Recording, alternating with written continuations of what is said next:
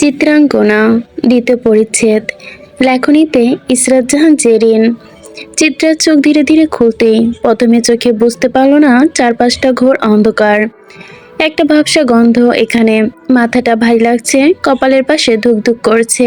একটু নড়তেই টের পেল তার হাত শক্ত করে বাঁধা, মুখেও কাপড় গুজে রাখা। 1 সেকেন্ড 2 সেকেন্ড, তারপর পরই স্মৃতির ঝড়ের মতো ফিরে এলো। চিত্রার শ্বাস দ্রুত হয়ে উঠল। স্বাভাবিকগতভাবে সে নিজেকে শান্ত করলো। না, প্যানিক করলে চলবে না। বাচ্চার যদি কিছু হয়ে যায়। তার ডান হাত ধীরে নিজের পেটের দিকে টানতে চাইল, কিন্তু বাধা। তবুও সে অনুভব করলো সে এখনো ঠিক আছে। হঠাৎই নজর গেল পাশেই। ফরাজ দেওয়ালের সাথে হেলান দিয়ে পড়ে আছে, মাথা নিচু, শরীরের পুরো নিস্তেজ। কপালের পাশ দিয়ে বেয়ে পড়া রক্তের দাগ শুকিয়ে জমাট বেঁধেছে। তার বুক ওঠানামা করছে ঠিকই, কিন্তু জ্ঞান নেই। চিত্রার বুক হু হু করে কেঁপে উঠল। সে দ্রুত চারপাশে খেয়াল করলো। দরজার নিচ দিয়ে হালকা আলো ঢুকছে। বাইরে লোকজনের পায়ের শব্দ, সেখান থেকে ভেসে আসছে ভারী বুটের আওয়াজ। 2-3 জনের কথা ভেসে আসছে বিদেশি অ্যাকসেন্টে। গাইডস, অনেক গাইডস। সে মনে মনে হিসাব করলো। তারপর চোখ থমকালো মেঝেতে পড়ে থাকা একটা ভাঙা কাচের টুকরোয়, সম্ভবত বোতল। চিত্রার ঠোঁটের কোণে এক চিলতে ফিকে হাসি ফুটলো। চিত্রা ধীরে ধীরে শরীর ঘুরিয়ে কাচের টুকরোটুকুর দিকে এগোতে লাগলো। প্রতিটা নড়াচড়া হিসাব মেনে করতে হবে তার, কারণ সে জানে একটু ভুল মানে তার না, তার সন্তানের বিপদ। আর তার ফরাজ এলাহি তো আছেই। তার হাতের বাঁধন কাচের ধাঁচ ঘেঁষে আনলো। ঘষা ঘষা দড়িতে শক্ত, কিন্তু চিত্রার হাতও শক্ত কম নয়। তার কপালের ঘাম জমে গেছে, ঠোঁটের কোণে কাপড় কামড়ে সে ব্যথা চেপে রাখলো। আর একটু হঠাৎ চির করে শব্দ হলো, দড়ি কেটে গেল। চিত্রা 1 সেকেন্ড চোখ বন্ধ করলো, স্বস্তি নিঃশ্বাস ছাড়লো। তারপর দ্রুত মুখের কাপড় খুলে ফেললো, পায়ের বাঁধন খুললো। নিজেকে মুক্ত করেই দেরি করলো না সে। এখানে কেমন করে এসেছে, কাদের কাছে সব পরে দেখা যাবে, তার আগে বাঁচাতে হবে তো। সে তাড়াহুড়ো করে হামাগুড়ি দিয়ে ফরাজের কাছে গেল। ফরাজ, ফরাজ শুনছেন? কোনো সাড়া নেই। চিত্রা তার মুখের দিকে আলতো করে চাপ দিল। ফরাজ, উঠুন, আমাদের বের হতে হবে। ফরাজের মাথা দুলে উঠল, কিন্তু চোখ খুলল না। চিত্রা দ্রুত চারপাশে তাকালো। একটা ক্যান দেখতে পেল। নির্গত এই ঘরে নেশাপানি করা হয় নির্ঘাত। সেটা টেনে এনে ফরাজের মুখে ছিটালো।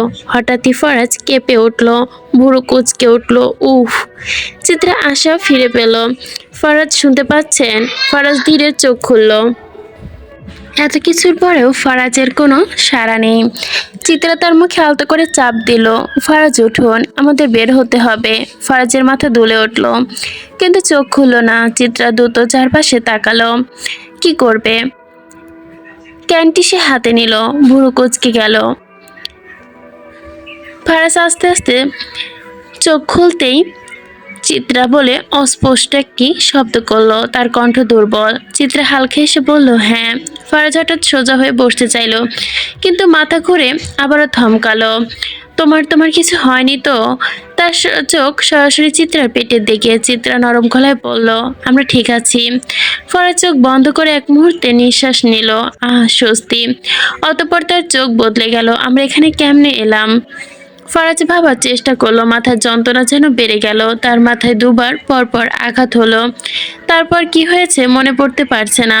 ভালের এক মাথা, এমনিতেও আজকাল কিছু মনে করতে পারে না। তার ওপর কোন জাউরা ঘরের জাউরা বাড়ি মারলো, একটা না, পরপর 2টা। শালার নাতির পেছনে বাস দেব। তবে সে নিজেকে সামলালো। চিত্রাকে আরেকবার জিজ্ঞাসা করলো, সত্যি ঠিক আছে তো?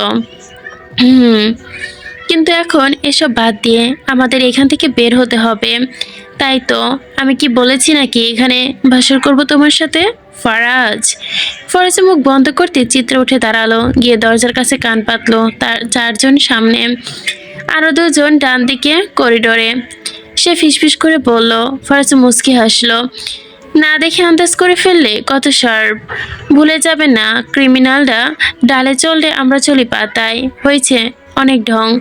তোমার থেকে আমারও বুদ্ধি বেশি, কারণ স্মাগলার ছিলাম তো। বলুন, ক্রিমিনাল ছিলেন। আমার পেছনে ছ্যাঁচড়ার মতো ঘুরছো, ভুলে যেও না সুন্দরী। আমরা কি উদ্ধার পাবো নাকি ঝগড়া করব।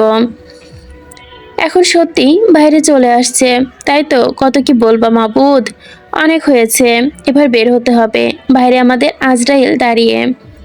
তাহলে ভেতরে আজরাইলের মৃত্যু বলে চিত্রার দিকে তাকালো ফরাজ। চিত্রা দরজা লক পরীক্ষা করলো, ভেতর থেকে খোলা যাবে না। ফরাজ দেওয়ালের পাশে একটা লোহার রড দেখতে পেল, ভাঙা পাইপ। রেডি? সে ফিসফিস করলো। চিত্রা মাথা নাড়লো। 3 2 1। ফরাজ জোরে দরজায় আঘাত করলো। বাইরে গার্ড চমকে উঠলো। What the? দরজা খুলে ঝটকা। ফরাজ এক ঘুষি প্রথমে গার্ডকে ফেলে দিল। চিত্রা পেছন থেকে আরেকজনকে হাঁটুতে কিক মারলো। লোকটা মাটিতে পড়ে গেল, কিন্তু উঠে দাঁড়ানোর আগে ফরাজ তার মেন পয়েন্টে আঘাত করতেই, যা কত পাপ করলাম। বীজের বংশধর রোধ হয়ে গেল। পাপ যেহেতু হয়ে গেল আরেকটু করি, মজা লাগছে। সে কোণে দিয়ে ঘাড়ে আঘাত করলো লোকটি অবচেতন হতে সময় লাগলো না। দরজার বাইরে করিডোরে আধো অন্ধকার, লাল আলো ঝিকমিক করছে। সিকিউরিটি অ্যালার্ম বোধ হয় আংশিক চালু। দুজন গার্ড পড়ে আছে, কিন্তু শব্দ ইতিমধ্যে ছড়িয়ে গেছে। চিত্রা নিচু গলায় বলল, আরো আসবে। ফার্স্ট হালকা এসে রডটা ঘুরালো হাতে। আসুক, আজকে ফ্রি ট্রেনিং দিব। হঠাৎ বাদিকে মোড় নিতেই 3জন গার্ড ছুটে এলো। স্লিট। চিত্রা মুহূর্তে নির্দেশ দিল। ফরাজ ডান দিকে সরে গেল, চিত্রা বাম দিকে। চোখ দুটো দুজনের একে অপরের দিকে। প্রথম গার্ড লাঠি ঘুরিয়ে ফরাজকে আঘাত করতেই ফরাজ নিচু হয়ে এড়িয়ে যায়। ঠিক সেই মুহূর্তে চিত্রা পেছন থেকে দৌড়ে এসে স্পিনিং কিক দেয়। তার পায়ে আঘাত সরাসরি গার্ডের মুখে গিয়ে লাগে। লোকটা পিছনে হেলে পড়তে ফরাজ সুযোগ নিল লোহার রড দিয়ে নিচে থেকে ওপরের দিকে আপ ওয়ান স্ট্রাইক। লোকটা হাত থেকে লাঠি ছিটকে গেল। দ্বিতীয় গার্ড বন্দুক তুলতেই যাচ্ছিল। চিত্রা সেটা লক্ষ্য করে মাটিতে স্লাইড করে পায়ের গোড়ালি টেনে নিল। গার্ড ভারসাম্য হারিয়ে পড়ে গেল। চিত্রা তার লাঠিটা ফরাজের দিকে ছুড়ে দিল। ফরাজ মাঝ আকাশে ক্যাচ করতেই ঘুরিয়ে দাঁড়িয়ে ডাবল স্ট্রাইক দিল। একটা রড দিয়ে, একটা লাঠি দিয়ে।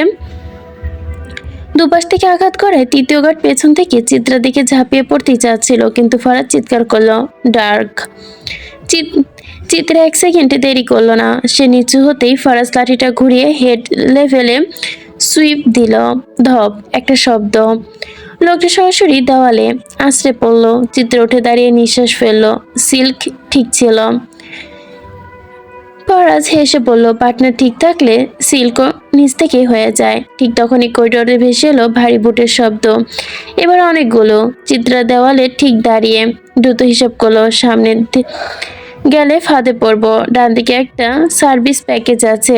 ফরাজ দ্রুত তুলল। তুমি আগে এসেছো নাকি? চিত্রা হালকা এসে বলল, না, আমি শুধু বের হওয়ার রাস্তাটা মেপে দেখলাম। দুজন একসাথে দৌড় দিল। পেছন থেকে গার্ডদের চিৎকার ভেসে এলো, স্টপ স্টপ। একটা গুলি ছুটে গেল। ফরাজ চিত্রের হাত টেনে ধরে পাশে ফেলে দিল। গুলি পাশ দিয়ে সাই করে বেরিয়ে গেল। চিত্র উঠে দাঁড়ালো। রিনি রইলেন। ফরাজ চোখ টিপে বলল, গুনে রাখো, সুদ সহ নেব।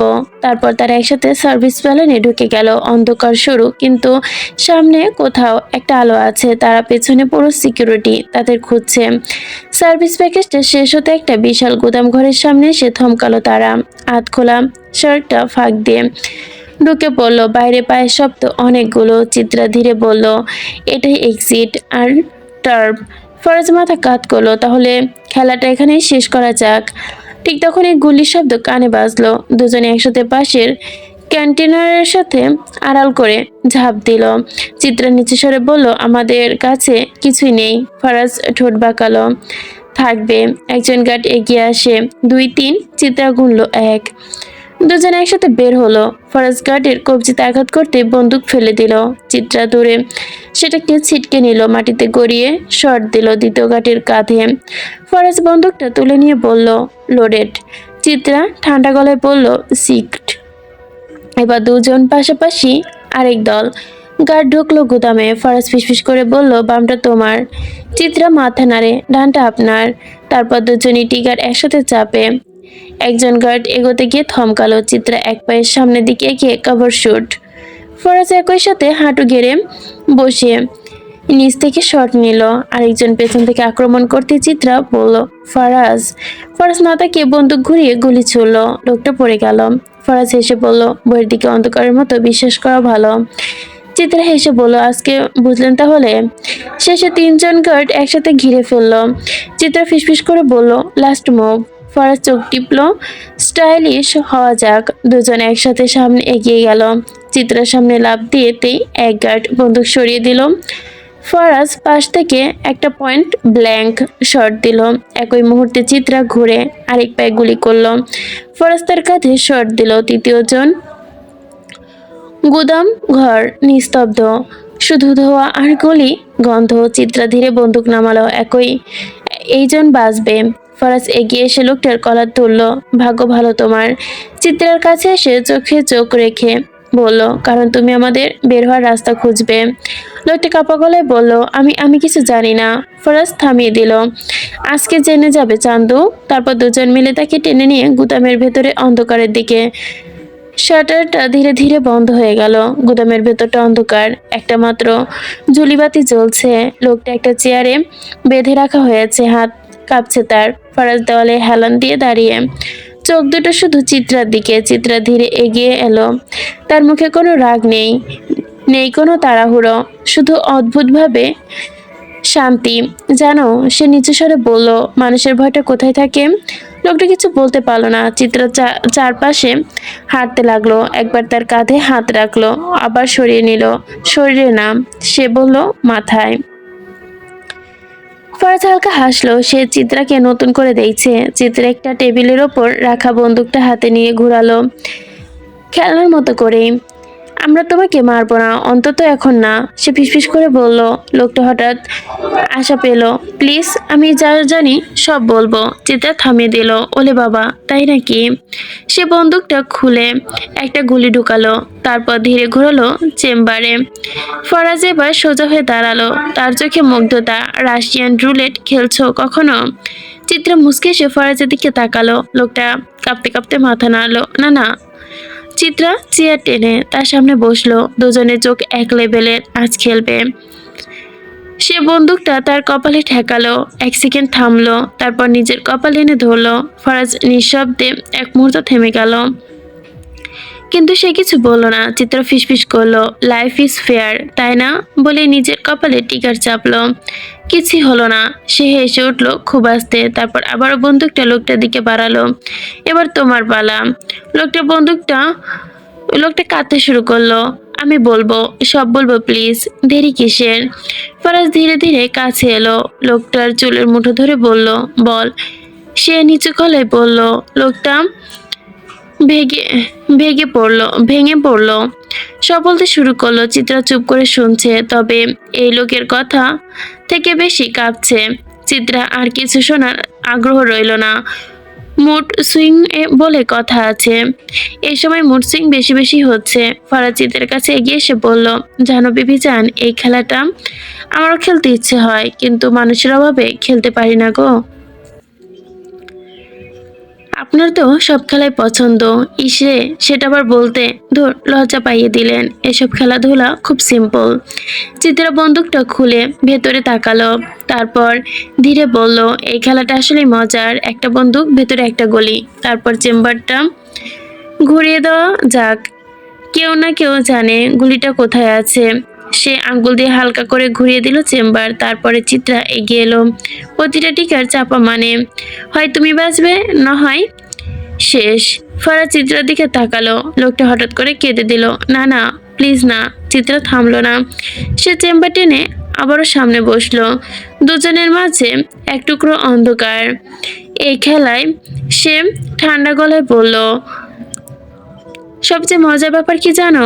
সে বন্দুকটা ধীরে লোকটার কপালের সাথে ঠেকিয়ে তুললো, আবার নামালো। তুমি জানো না তোমার পালাটা শেষ পালা কিনা। হালকা করে হেসে দিল Faraz. Psychology, I like it. চিত্রে এবার বন্দুকটা নিজের কপালে তুললো। লোকটা চিৎকার করে উঠলো, তুমি পাগল। চিত্রা ফিসফিস করলো, হয়তো। সে আবারও ক্লিক করলো।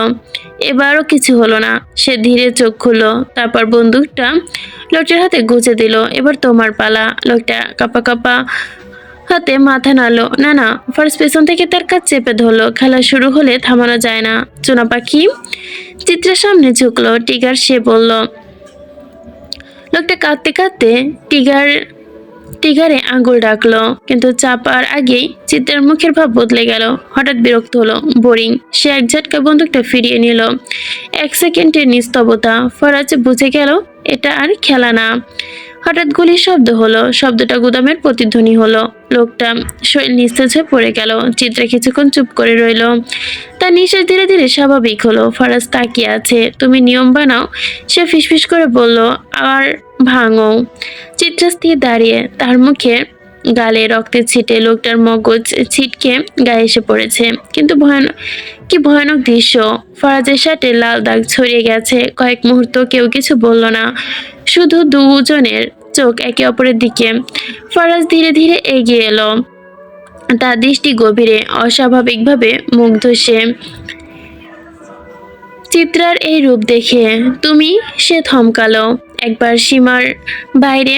আজকে চিত্রা কোনো উত্তর দিল না, শুধু তাকিয়ে রইল। ফরাজ হাত বাড়িয়ে দিল, তার গালের পাশে ছুঁয়ে দিল। রক্তের ভেজা আঙুল থেমে রইল সে।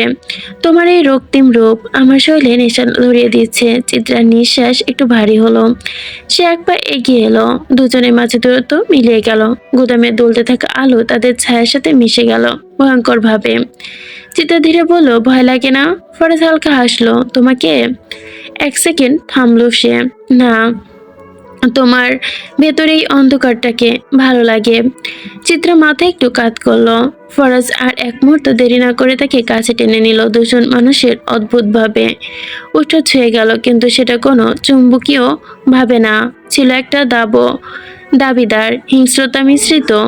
মেঝেতে পড়ে থাকা মৃতদেহটাকে তাদের নিজের দিকে তাকিয়ে আছে, তবে চিত্ররাজের সেসবে কিছু আসে যায় না।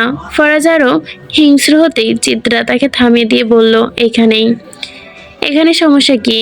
কেমন অদ্ভুত লাগছে। কিছু হবে না, আমি আছি তো। বলেই সে চিত্রাকে নিজের কাছে টেনে নিতে গোদামের শাটার হঠাৎ করে খুলে গেল। চিত্রা সেদিকে তাকিয়ে ছিটকে ফরাজকে দূরে সরিয়ে দিতে গোদামের শাটারের সামনে দাঁড়িয়ে থাকা লোকটির দিকে চাইল। ফরাজ তাকে দেখে বিরক্ত হলো। এই রোমাঞ্চের সময় ছোট লোকই বাধা সহ্য হয় না। জীবনটা পার হলো তার এই বাধায় বাধায়। আজকে যদি এই বেলের সর্পটাকে চিপসের জুস না বানায়, তাহলে তার নামও ফরাজ এলাহি না। সে মুহূর্তেই পকেট থেকে রিভলভার বের করে তাক করতে গেলেই চিত্রা তার হাত ধরে থামিয়ে দেয়। ফরাজ কিছুটা অবাক হতেই চিত্রার দিকে তাকায়। চিত্রা পাত্তা না দিয়ে এগিয়ে যায় লোকটির সামনে, তারপর ভুরু কুঁচকে জিজ্ঞাসা করে, বাবা?